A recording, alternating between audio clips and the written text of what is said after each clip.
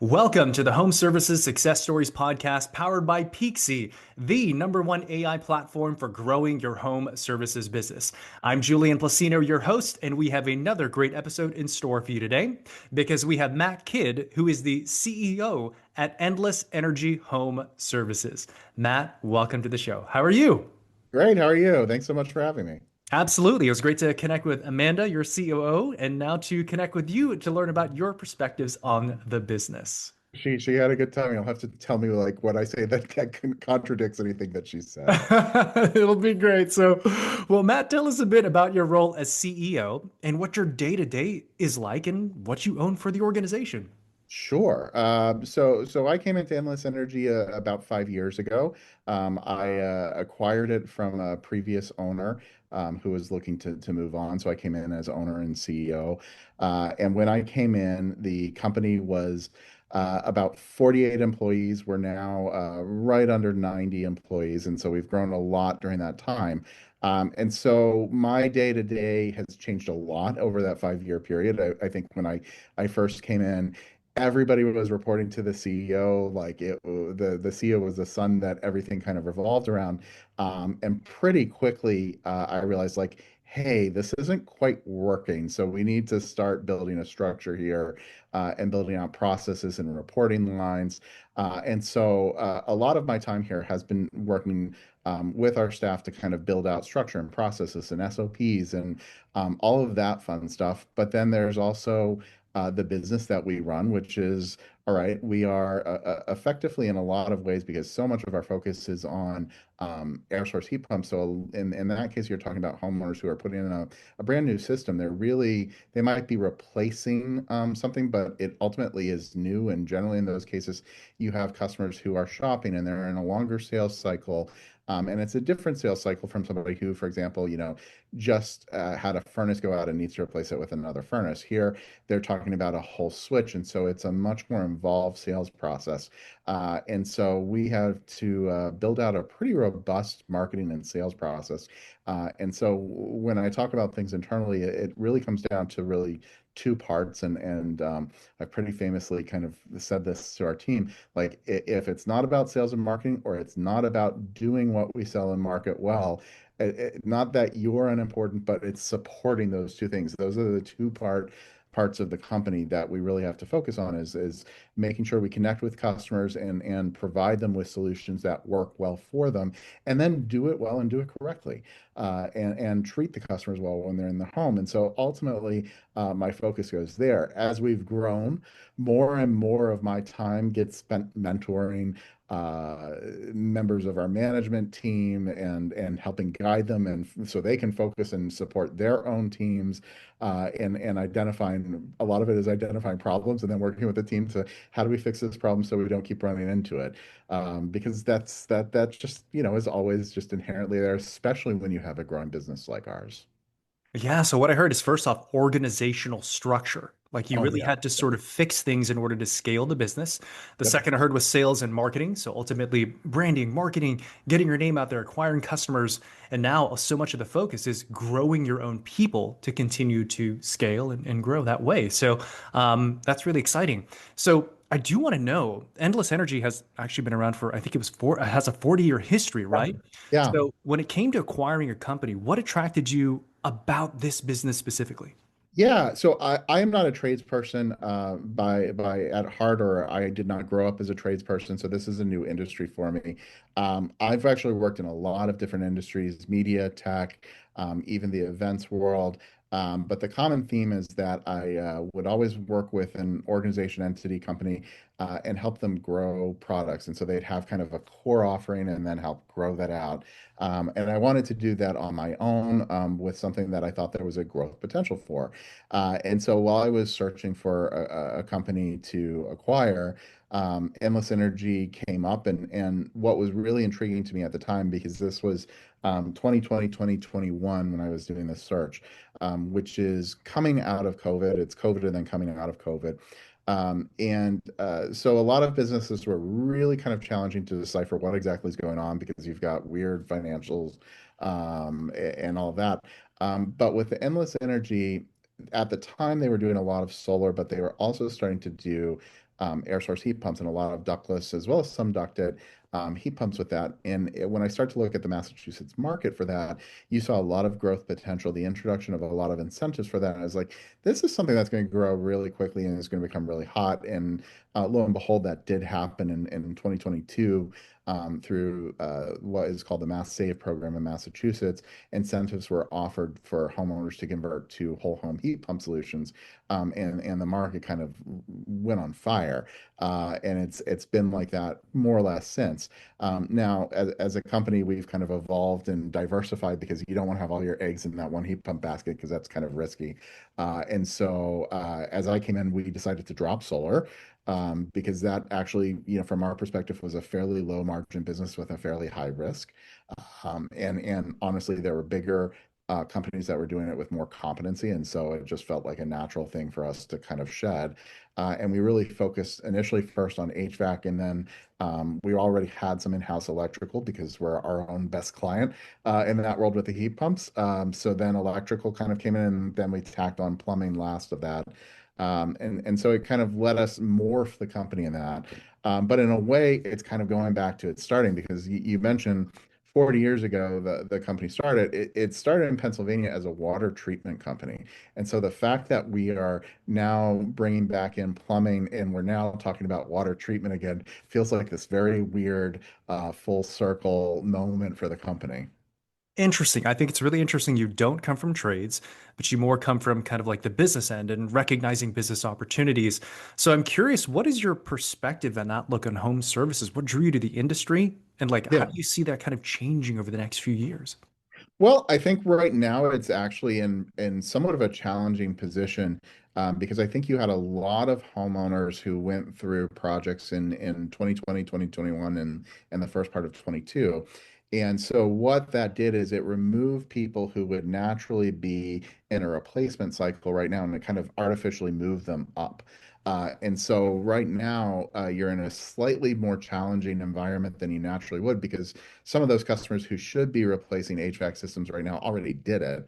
And the people who, in 2, 3 years probably need to do it aren't quite there. So you kind of have this interesting lapse period right now. And it goes back to what I was saying before, where you have to start thinking a little bit about diversification. And so, if you're a one-stop shop and all you do are heat pumps or all you do are AC, is that the right offering that's out there, or are there mixes of other products that you can put in there? For us, one of the kind of weird things about our company, at least for me when I came in, endless energy, because I think because it was created with that solar background, it there was no service department. Solar is very much a marketed sales approach, and so that's what was used on the HVAC side here, and it still is what we use predominantly. But there was no service department. And most HVAC companies, on the other hand, have a different model where they are a service company that then does tech turnover leads, and the tech turnover leads then turn into replacement systems. That was something for us that just didn't even exist when I came in. And even over the last few years, it's kind of been morphing, and we've been building that. And so it's identifying like where are the gaps and what are the things that you can be doing that help you connect with that end customer in a different way. And so what are the approaches in addition to what are the products? Interesting. So you are constantly looking and listening to the market. What does it need? And then coming up with product and service to meet that demand. So one thing that you are for sure, though, is focusing on is sustainability and electrification, right? 100%, yes. So share with us a bit about what exactly is electrification for the average person? Why would they want it? And how do you help customers achieve that? Electrification, it's a super buzzy word, Mhm. but it's one that you hear a lot right now. And electrification really is about looking at your home and having that conversation about, okay, well, what can we take and turn electrical? And the whole concept behind that is that electric is a cleaner form of energy. It's not 100% clean because I hear that argument all the time, but it is a cleaner form of energy. And in most places, it's also a more affordable form of energy that you find versus alternatives. And so it's that process of looking at like, okay, how is my home heated and cooled? How am I driving? Like, am I using an electrical vehicle? What about my stove? Is it an electrical induction stove? And you're looking at all those facets and saying, okay, well, what can I electrify? In some states, there are challenges to that, and Massachusetts is a little bit of one, mostly because you have older home stock. And so a lot of the homes in Massachusetts have an electrical service that's at what's usually measured about 100 amps. And as you start to electrify more and more, well, guess what? You need more capacity. And so a lot of homes, in order to meet some of what we're trying to do to help electrify, are having to upgrade their capacity into two, sometimes 400 amps. It really kind of depends what you're doing. But the end result of that is one, you're cleaner and you're kinder to the environment. And two, ultimately, hopefully, and again, this depends a lot on states and where you are in electrical rates, but you're saving money as well, compared to what somebody might spend on oil or propane, and in some cases, natural gas. Interesting. So, what would you say is the low-hanging fruit for most homeowners? What are the systems that can be most simply sort of going through this electrification process? I think, heat pumps are the easiest thing to put in. In a lot of cases, they can be, if you have, for example, a furnace, a heat pump in a lot of cases can go in there and it's just a swap out. You're using the same ductwork or maybe with some modifications. And so that's very straightforward. You also could go ductless, and that is relatively straightforward, and easy. And if you look at that, there are some cases where the heating costs are a little bit higher. But if you look at the year round, you're ultimately likely going to save because you're seeing savings on, for example, AC. Like, I can't explain how much more efficient a heat pump is versus a window AC in particular, but also even some of the old traditional AC systems. A heat pump is much, much more efficient in that. And then in the shoulder seasons, you're kind of seeing the same thing. In the winter, and this, always becomes a hot topic this time of the year. But in the winter, yeah, in most cases, actually, gas system, especially peak winter, is going to be a bit cheaper to operate. But there's still that efficiency argument, and ultimately, a heat pump from an efficiency standpoint, which is not quite the same thing as cost savings, is more efficient than that gas furnace. Which, with gas furnace, you could be looking at something that's like an 80% efficient. So that means you're losing 20% of that efficiency in that case. Interesting. So, how do you help homeowners know what they can take through this electrification process? Do you have like an audit, like checklist or something like that? That Tell is us a how you do that. great question. Yeah. So we have a team of experts who go through, most of them actually were tradespeople themselves and then became on kind of the advising side. But they go through a pretty strong onboarding process where they learn all about these systems. They're learning the technical aspects. They're learning also about home design and what works. And so part of the process is one of these folks will come out to somebody's house, and they do an assessment. And this team actually is separate from a home audit team, which we do have a home audit division, which I can talk about. Mhm. But our heating and cooling advisors, they come out and they're taking a LiDAR-based scan. So that's using LiDAR technology and an iPad, for example, and they're taking an exact scan of the interior of your house. And what that scan is doing is it's taking out some of the human bias, and it's saying, okay, well, these are the measurements of this house. And based on that, plus the age of the home, what's in the walls, what kind of windows you have, how well insulated it is. It's looking at like what is the heating and cooling capacity that you need. And then based on that, and listening to the homeowner and saying, okay, the homeowner is saying, I want something that is going to help me with my humidity, for example. Then they're coming up and saying, okay, well, these are options. And we're a company that's super, super big on options. We don't like to prescribe to people, say, okay, well, this is what you need. No, it's really a conversation about, okay, based on what I see here and based on what you've told me, here are three or four options for you. And listen, all of these have pros and cons. This one might tick every box that you possibly want, but it's super, super expensive. This one ticks these two boxes that you said are most important to you, and it's more affordable. And you have to weigh some of those things sometimes. And that's what our team is really trained to do, is be an advisor, and not, a prescription pusher, which is what some companies do, and it's a high pressure tactic, that we don't believe in. Or we really believe in like advising and coaching people and saying, okay, well, this is what options that you have. If somebody's telling you one of these is not true, they're probably not correct. They're trying to, shove one of these down your throat. Um, so that's kind of what our heating and cooling process looks like. So it's very empirical and it's very consultative to give the Correct. homeowner some options. So before we move on, is there anything that you want to sort of dispel or demystify about electrification that might be something that just people get wrong? Yeah, absolutely. And in the Northeast, there still is this perception when we're talking about electrification and heating and cooling specifically that these things don't work. And the reality is that they do. And in fact, our neighbors to the north in Canada use them more than we do. A lot of these systems, if they're Energy Star cold climate rated, are perfectly made and they're actually made for climates like New England. They function down into negative numbers, negative 15, sometimes greater than that. And they're operating often at full capacity down to 5 degrees.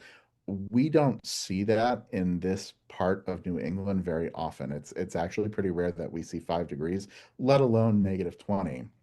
And my favorite story that I tell people is we had a year 2 or 3 years ago, and it was a 2 day period in January, and with some sort of Arctic front that was coming through, we were going to have this 24-hour period where it was going to be negative 8 degrees, and people were freaking out. Our entire company was freaking out. Everybody was prepared, like all hands on deck. We're going to have all these people with no heat, service calls, like it's going to be a bloodbath. It's going to be horrible. And we literally had people on call, and it was a Saturday, so we had probably 30 people on call to like just get out there and deal with it. And the phones were mostly silent the entire day. And in fact, the two service calls that we had, one ended up being a plumbing issue related, nothing related to us, and the other one was somebody, and we got there, and they actually had a window open. Of all things, and that was affecting things, and so ultimately it just proves like these systems held up and worked in the Mm. coldest of temperatures that we see here. We haven't seen anything like that since. It's really rare that we do. But that's like a constant myth, and people are worried about that. And they do work. So that is something that we always try to enforce and put out there.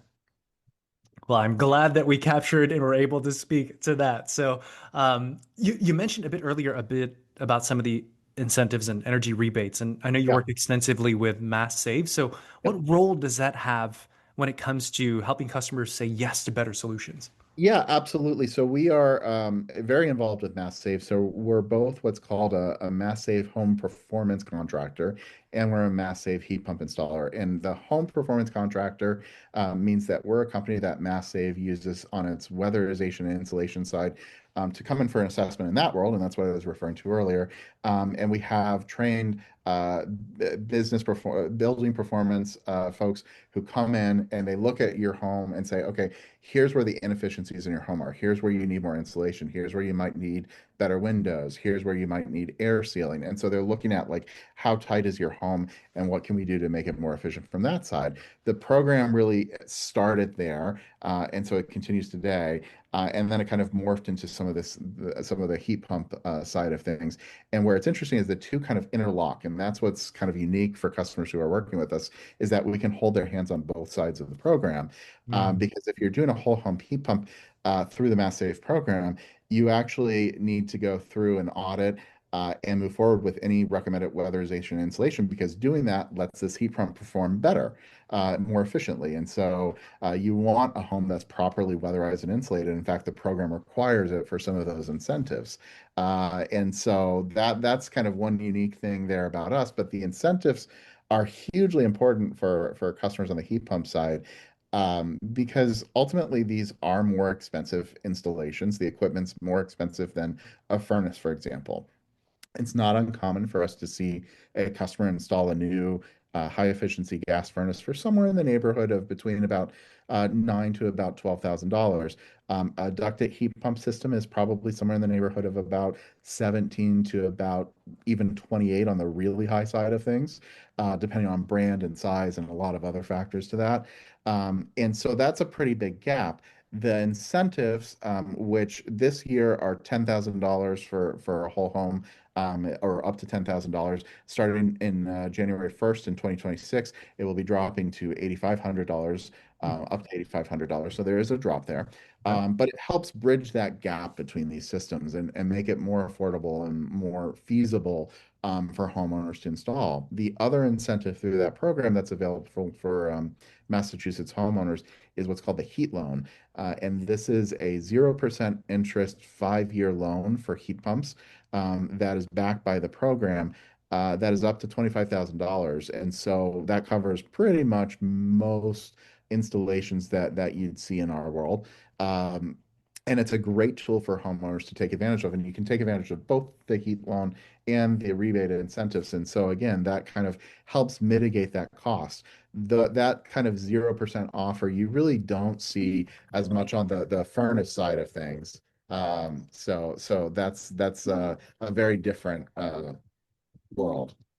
Okay, so there are some incentives that can help bridge the gap, that can help support the financial aspect of implementation. So they're good ones, good options to look at. Yes, correct. Good. Okay. So I really am curious about the business aspect of things in terms of the culture, because Endless Energy is known for quality, transparency, and trust. So Yep. how do you build and protect the culture as a company grows? And the reason why this is interesting is because we've talked to a lot of home services leaders that have, smaller businesses, 10, 15 employees, but you have 90. And you went Yeah. in specifically to change some of the reporting structure to make sure you can continue to grow well. So speak to us a bit about that. So really, ultimately, it starts internally, is what it is. And one of the philosophies that I always preach to folks is we want to treat this company like we're treating a family member. So I always tell a story about my grandfather. My grandfather was somebody who, twice a year, he and my grandmother would migrate from Michigan to Florida, and they'd do this big caravan where they go back and forth. So that meant they'd stop at our house. I lived in Tennessee at the time. They'd stop at our house twice a year. And what would happen is he would always say, "What's going on with the house? What do we need to do?" And he was somebody who worked with Habitat for Humanity, built houses and all of that.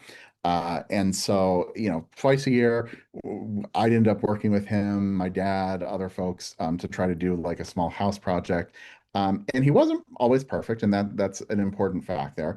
But he was dedicated and he wanted to get it done in the time that he had, and see it through and leave us in a better place than we started. And that's a philosophy that I always preach to anyone who starts here is like, treat everyone like my grandfather would treat my family. That's what we want to do to everyone. We're not perfect. There are certainly always times, and this is the contracting world. Things go sideways and weird stuff happens. We're dealing with people and scenarios and houses that have things in the wall that you don't expect, and that just happens. But communicate.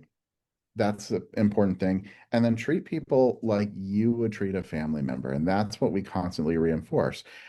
Then from a practical level, what does that look like? And what is that? How do we monitor that?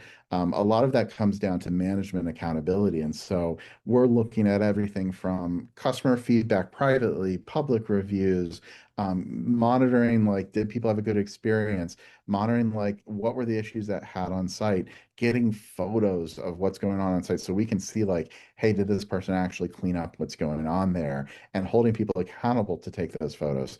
Generally speaking, if you're somebody who can't follow a process, you don't end up lasting very long at this company because that process is part of what helps us make sure that we're following the right steps and treating the customer correctly. When you deviate from that process and you get kind of a cowboy of an installer or something like that, that's almost always where we have problems. And so one of the things like as we're hiring that we've really started to look at is like, what are the DISC assessments for people? How do people think and how do they process? Because those people who demonstrate that they're likely to go off and kind of be a rogue employee probably aren't going to work well for us or our customers. And that's actually a really important thing. So real focus on the human character, Yep. the cultural fit, and also like the decorum of the individual, not just the technical skills of the trades. So I think that makes a lot of sense. You mentioned you use technology to help Yep. sort of manage that piece of things. So this show, of course, is powered by Peakzi. You are a Peakzi customer. So we're here Yep. now. So what has been your experience working with Peakzi, and what were you looking to it to help you accomplish? Yeah, my favorite Peaksy moment, and I still tell this to folks when I'm recommending that they check Peaksy out. I was at a conference in, I think it was Florida, and I had my director of sales with me at the time. And I was like, hey, why don't you join me for this call? I'm gonna get a walkthrough. I was going through onboarding at the time. I'm gonna get a walkthrough of this platform called Peaksy. And Nick said, sure, yeah, I'll sit next to you and just watch in. And we were going through the onboarding, and I was like, here's what this can do. It can do this, and then it can do this in terms of some recruiting stuff, and then it can do this in terms of some data mining around zip codes and permits. And at one point, Nick's jaw just dropped open, like, and then he looks at me with these wide eyes, like, seriously? Like, seriously? And that's what's really fascinating to me about Peaksy is that Peaksy to me is this incredible data source that's so smart.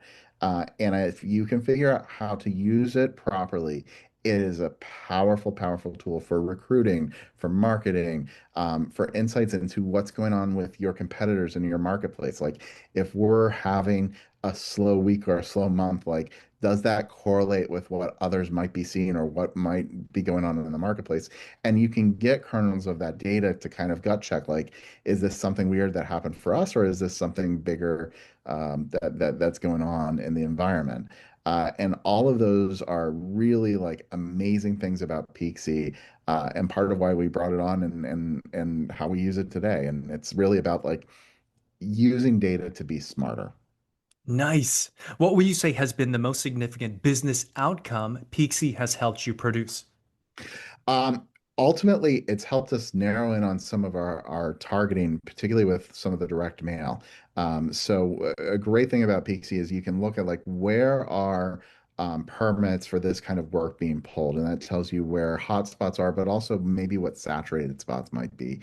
And so if we're focusing a lot on direct mail in one area, we're also looking at like what's going on there with permitting, like what does that environment look like, and is that something that we want to adjust? The second place that it's already starting to show incredible signs on is the recruiting side of things. It's a platform where we can see like who are the rock stars in our market that we want to go after, and how can we start that dialogue?